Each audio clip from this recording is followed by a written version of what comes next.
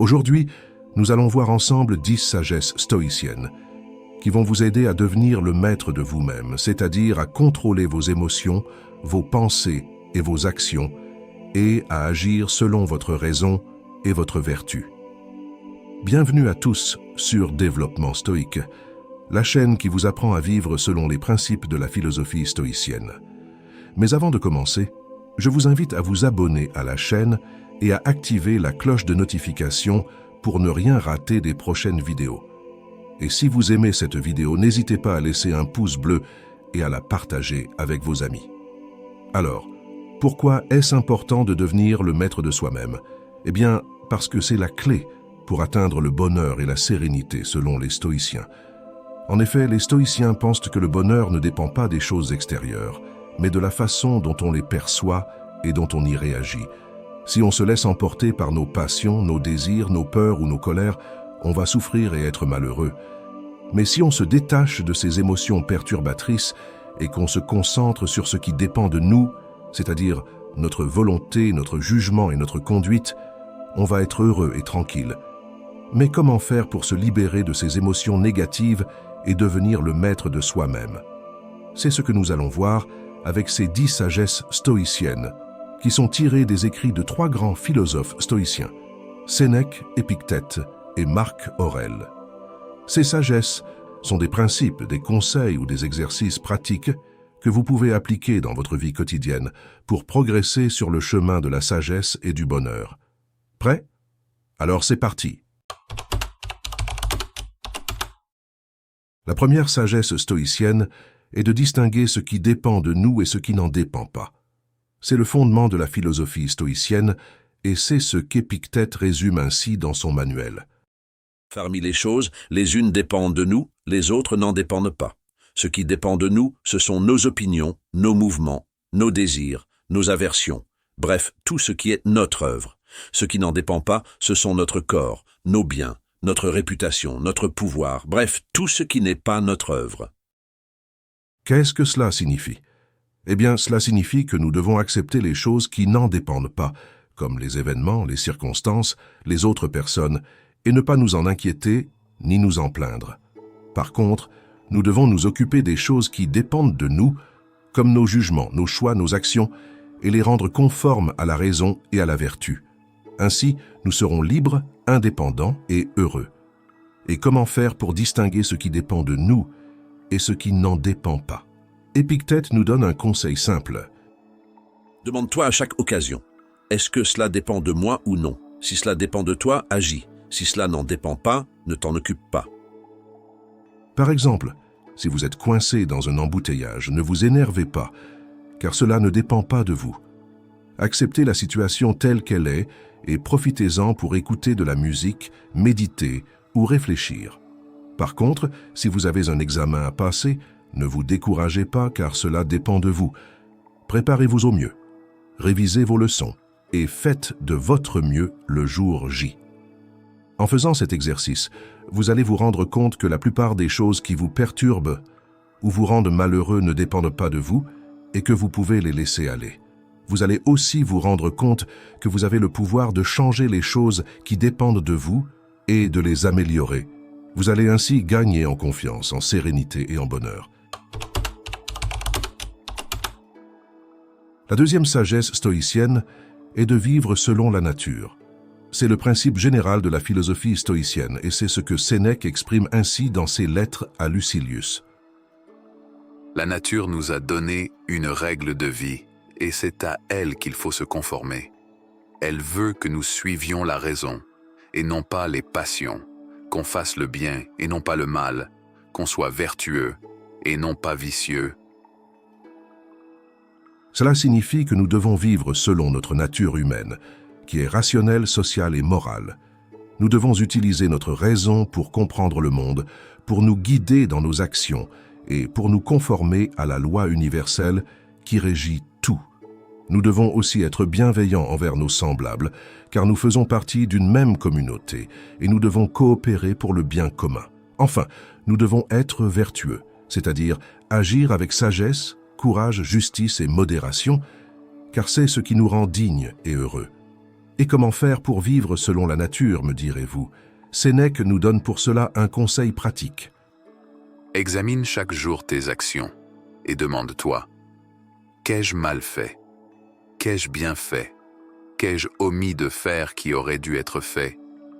Commence par le commencement et passe en revue tout ce que tu as fait. Ensuite, reproche-toi ce qui est mal, félicite-toi de ce qui est bien et corrige ce qui est à corriger. Par exemple, si vous avez passé la journée à travailler sur un projet important, demandez-vous si vous avez été efficace, si vous avez respecté les délais, si vous avez été honnête, si vous avez été coopératif, etc. Si vous avez passé la journée à regarder des séries, demandez-vous si vous avez appris quelque chose, si vous avez été modéré, si vous avez été utile, etc. En faisant cet examen de conscience, vous allez prendre conscience de vos forces et de vos faiblesses, de vos progrès et de vos erreurs, et vous allez pouvoir vous améliorer. La troisième sagesse stoïcienne est de se préparer au pire. C'est une technique mentale que les stoïciens appellent la préparation négative, et c'est ce qu'Épictète décrit ainsi dans son manuel. En toute occasion, représente-toi ce qui peut arriver de pire et prépare-toi à l'accepter si cela arrive. Ainsi, tu ne seras jamais surpris, ni déçu, ni troublé. Cela signifie que nous devons anticiper les difficultés, les obstacles, les échecs, les malheurs, qui peuvent survenir dans notre vie et nous y habituer à l'avance. Ainsi, nous serons prêts à les affronter et nous ne serons pas déstabilisés par eux. Nous pourrons même les voir comme des occasions de grandir, de nous renforcer et de nous exercer à la vertu. Mais comment faire pour se préparer au pire? Pour cela, Épictète nous donne un exemple concret. Quand tu embrasses ton enfant ou ton frère ou ton ami, dis-toi en toi-même « Je t'embrasse mais tu es mortel et je ne sais pas si je te reverrai ». Ainsi, tu ne seras pas bouleversé si cela arrive. Par exemple, si vous partez en voyage, imaginez que votre avion peut s'écraser, que vos bagages peuvent être perdus, que votre hôtel peut être annulé, que votre destination peut être dangereuse, etc. Ainsi, vous ne serez pas déçu si quelque chose ne se passe pas comme prévu, et vous serez plus reconnaissant si tout se passe bien. En faisant cette préparation négative, vous allez vous immuniser contre les aléas de la vie et vous allez développer votre courage, votre patience et votre résilience. La quatrième sagesse stoïcienne est de se mettre à la place des autres. C'est une méthode pour comprendre et pardonner les actions des autres, et c'est ce que Marc Aurèle recommande dans ses Pensées pour moi-même. Quand tu es irrité par le comportement de quelqu'un, demande-toi aussitôt « Quel est son défaut ?» Car c'est son défaut qui le fait agir ainsi. Et toi, tu as aussi des défauts qui te font agir d'une certaine manière. Et si tu n'en as pas, tu peux au moins te rappeler que tu es humain et que tu peux te tromper toi aussi. Ainsi tu seras plus indulgent envers les autres et tu éviteras de te mettre en colère. Nous devons donc essayer de comprendre les motivations, les intentions, les raisons, les sentiments des autres personnes et de les juger avec bienveillance. Nous devons nous rendre compte que les autres sont comme nous, qu'ils ont des qualités et des défauts, qu'ils cherchent le bien et évitent le mal, qu'ils peuvent se tromper ou changer, et qu'ils font partie de notre famille humaine. Mais comment faire pour se mettre à la place des autres? Eh bien, Marc Aurèle nous donne un exemple simple. Quand quelqu'un te fait du mal, dis-toi « Il agit ainsi parce qu'il pense que c'est bien pour lui. Il ne me veut pas du mal, il veut son bien. Et moi, je veux aussi mon bien, qui est de vivre selon la nature. Donc, je ne vais pas lui rendre le mal par le mal, mais je vais lui montrer le bien par le bien. » Par exemple, si quelqu'un vous insulte, ne vous vengez pas, mais essayez de comprendre pourquoi il vous insulte. Peut-être qu'il est jaloux, qu'il a peur, qu'il est malheureux, qu'il a été blessé, etc. Dans ce cas, ne lui en voulez pas, mais ayez de la compassion pour lui et montrez-lui de la gentillesse. Peut-être qu'il se trompe, qu'il ne vous connaît pas, qu'il a mal compris, etc. Dans ce cas, ne lui en voulez pas, mais corrigez-le avec douceur et expliquez-lui votre point de vue. En faisant cette mise à la place des autres, vous allez réduire votre colère, votre rancune, votre haine, et vous allez augmenter votre empathie, votre pardon, votre amour. La cinquième sagesse stoïcienne est de se réjouir de ce que l'on a. C'est une attitude de gratitude envers la vie, et c'est ce que Sénèque conseille dans son traité sur la tranquillité de l'âme. Ne cherche pas à avoir plus que tu n'as, mais à apprécier ce que tu as. Car tu as déjà beaucoup, si tu sais le reconnaître. Tu as un corps, une âme, une raison, des amis, des biens, des talents, etc. Remercie la nature, ou Dieu, ou le destin de t'avoir donné tout cela et ne te plains pas de ce qui te manque. Car tu n'as pas besoin de plus pour être heureux, il te suffit de savoir te servir de ce que tu as. Qu'est-ce que cela signifie? Cela signifie que nous devons être satisfaits de notre condition et ne pas envier celle des autres. Nous devons nous rendre compte que nous avons déjà tout ce qu'il faut pour être heureux et que nous n'avons pas besoin de plus. Nous devons aussi être conscients de la valeur de ce que nous avons et ne pas le prendre pour acquis. Nous devons enfin être reconnaissants envers la vie qui nous a offert tant de bienfaits et ne pas lui reprocher ses épreuves. Mais comment faire pour se réjouir de ce que l'on a? Sénèque nous donne un exercice efficace.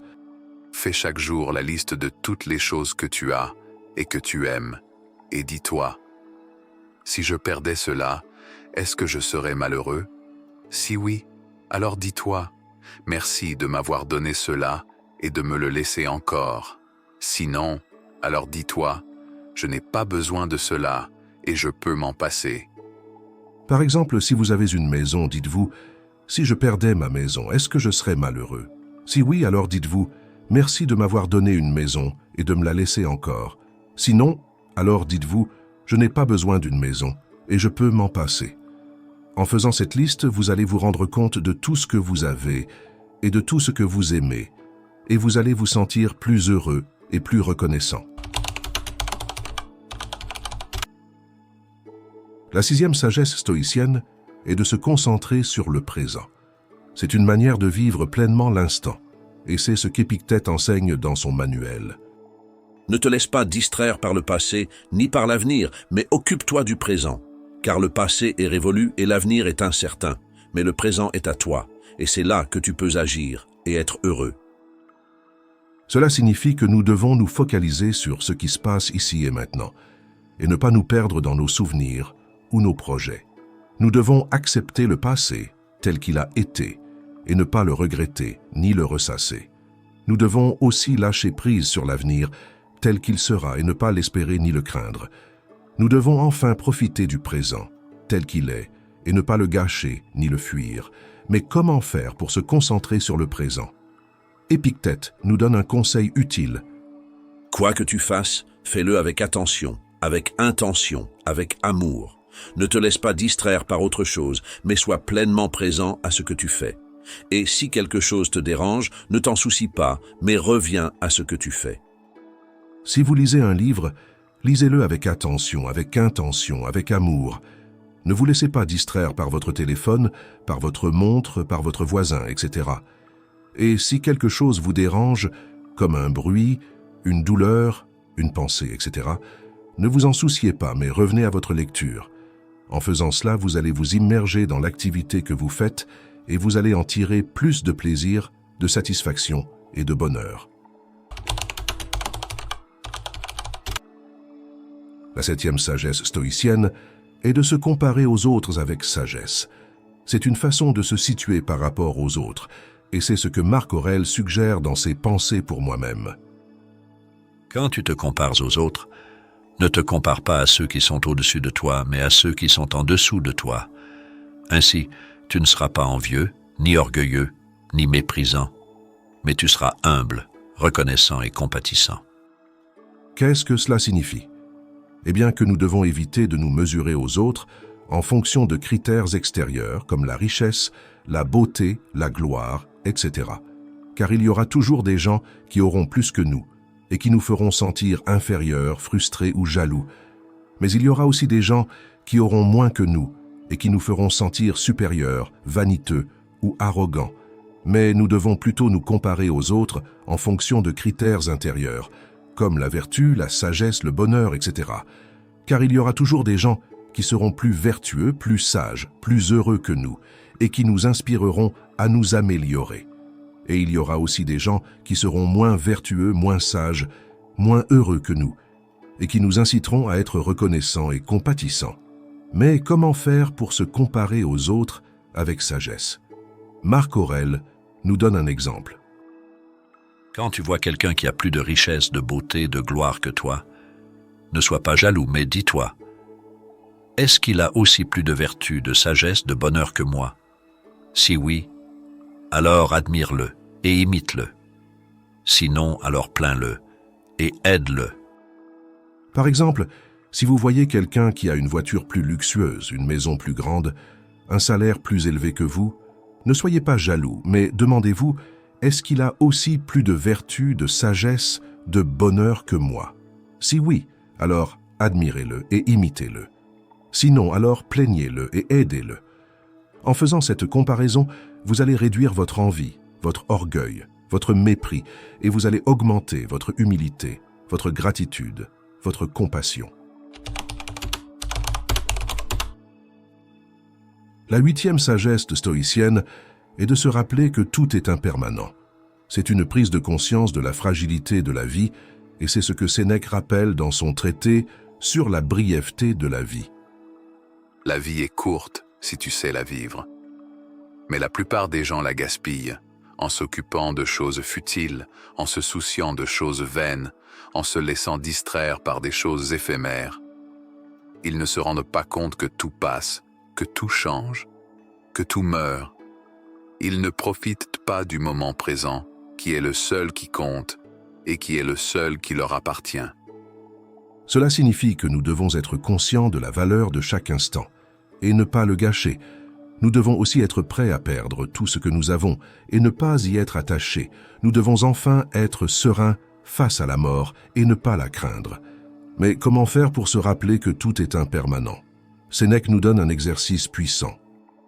Fais comme si chaque jour était le dernier et comme si chaque heure était la dernière. Ainsi, tu ne remettras pas à plus tard ce qui est important, tu ne perdras pas ton temps à des futilités, tu ne t'attacheras pas à des choses qui vont disparaître, tu ne craindras pas de mourir, car tu auras vécu pleinement. Par exemple, si vous avez un projet qui vous tient à cœur, faites-le aujourd'hui. Et ne le reportez pas à demain. Si vous avez une personne que vous aimez, dites-lui aujourd'hui, et ne le gardez pas pour vous. Si vous avez une chose qui vous rend heureux, profitez-en aujourd'hui et ne la négligez pas. En faisant cela, vous allez vivre chaque jour comme si c'était le dernier, et vous allez mourir chaque jour comme si c'était le premier. La 9e sagesse stoïcienne est de se réserver des moments de solitude. C'est une façon de se ressourcer, de se connaître et de se cultiver, et c'est ce qu'Épictète conseille dans son manuel. Ne te mêle pas toujours à la foule, mais retire-toi de temps en temps dans la solitude. Là, tu pourras te reposer, te calmer, te réfléchir, te méditer, te lire, te former, te corriger. Là, tu pourras te retrouver, te comprendre, te maîtriser. Là, tu pourras être toi-même et être heureux. Qu'est-ce que cela signifie? Cela signifie que nous devons nous accorder des moments de silence, de paix, de recueillement, où nous pouvons nous éloigner du bruit, de l'agitation, de la pression, du stress, du monde extérieur. Nous devons aussi profiter de ces moments pour nous occuper de nous-mêmes, pour nous occuper de notre âme, pour nous occuper de notre bonheur. Mais comment faire pour se réserver des moments de solitude? Épictète nous donne un exemple simple. Quand tu as un moment de libre, ne le gaspille pas à des distractions, mais retire-toi dans un endroit calme, où tu ne seras pas dérangé.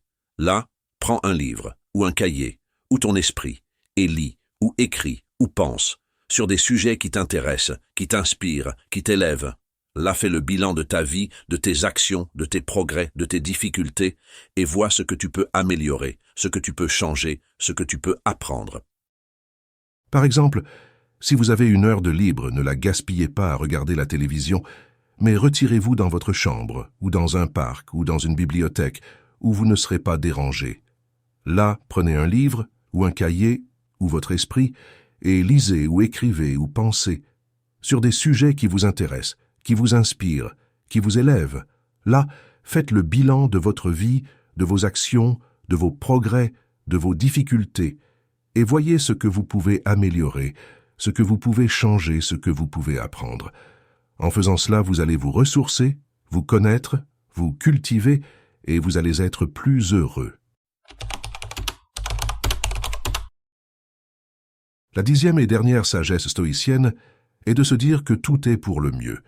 C'est une attitude de confiance envers la vie, et c'est ce que Marc Aurèle affirme dans ses pensées pour moi-même. Tout ce qui arrive arrive selon la nature, et tout ce qui est selon la nature est pour le bien. Car la nature ne fait rien au hasard, ni sans raison, ni sans but. Elle fait tout avec ordre, avec harmonie, avec sagesse. Elle fait tout pour le bien de l'univers et pour le bien de chaque être. Donc, tout ce qui t'arrive, t'arrive pour ton bien, même si tu ne le comprends pas, même si tu ne l'aimes pas, même si tu le souffres. Donc, accepte tout ce qui t'arrive et remercie la nature, ou Dieu, ou le destin, de t'avoir donné tout cela et de te le donner encore. Nous devons donc croire que la vie est bonne et qu'elle nous veut du bien. Nous devons aussi croire que la vie est intelligente et qu'elle sait ce qu'elle fait. Nous devons enfin croire que la vie est juste et qu'elle nous donne ce que nous méritons. Nous devons donc accepter tout ce qui nous arrive et ne pas nous rebeller, ni nous lamenter, ni nous désespérer. Mais comment faire pour se dire que tout est pour le mieux? Marc Aurèle nous donne un exercice efficace. Quand quelque chose t'arrive, ne te demande pas « Pourquoi cela m'arrive-t-il ?» Mais demande-toi « Qu'est-ce que cela m'apprend? Qu'est-ce que cela m'apporte? Qu'est-ce que cela me demande ?»